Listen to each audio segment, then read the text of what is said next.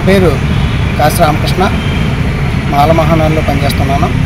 అలాగే వర్గీకరణ వ్యతిరేక నాయకుడిగా కూడా ఉన్నాను.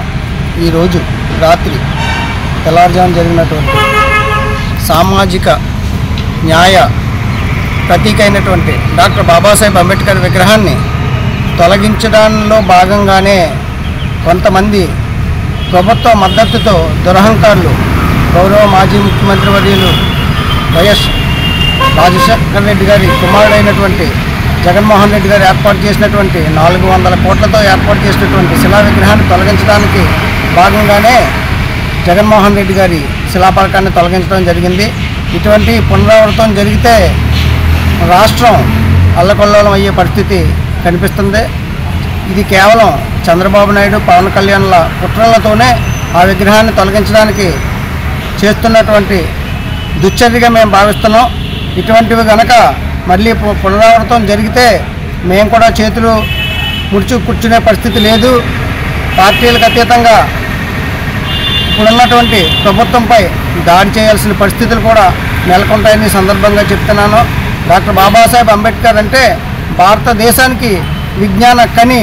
డాక్టర్ బాబాసాహెబ్ గారి అనుచర గణమంతా ఒక్కసారి కళ్ళు గనక తెరిచి చూస్తే మసి అయిపోతారని చెప్తున్నాను.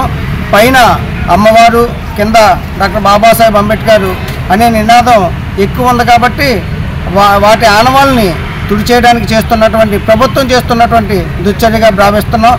దీనికి హోమ్ మినిస్టరు, అదేవిధంగా ముఖ్యమంత్రి చంద్రబాబు నాయుడు, ఉప ముఖ్యమంత్రి పవన్ కళ్యాణ్లో సమాధానం చెప్పాలని ఈ సందర్భంగా డిమాండ్ చేస్తూ ఇటువంటివి జరిగితే ఊరుకునేది లేదని ప్రభుత్వానికి హెచ్చరిస్తున్నాను. నా పేరు దార్పల్లి ఏడుకొండలు, ముందారు మండల మాలమహానాడు అధ్యక్షుడిగా పనిచేస్తూ ఉన్నాను.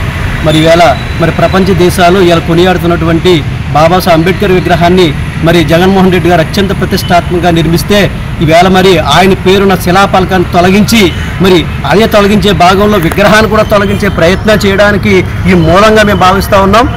జాగ్రత్తగా గమనించమని అడుగుతూ ఉన్నాం. ఈవేళ ప్రభుత్వం ఏం చేస్తూ ఉంది, అసలు శిలాఫలకాన్ని తీసే రైట్ మీకు ఎవరిచ్చారని మాలమహానాడు డిమాండ్ చేస్తూ ఉంది.